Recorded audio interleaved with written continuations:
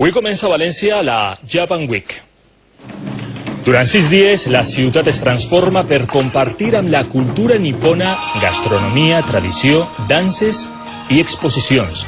Este matí, mentre a la plaça del Patriarca disfrutaven de la cerimònia d'inauguració, al Mercat Central s'han cuinat diferents plats típics del Japó. Vamos a ver,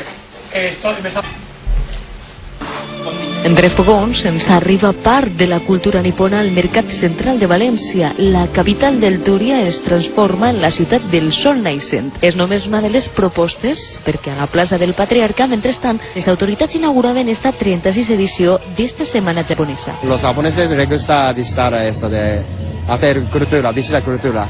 Y también las comidas, paella valenciana es la más favorita. Més de 1.500 japonesos han arribat a la ciutat per ensenyar-nos els seus costums.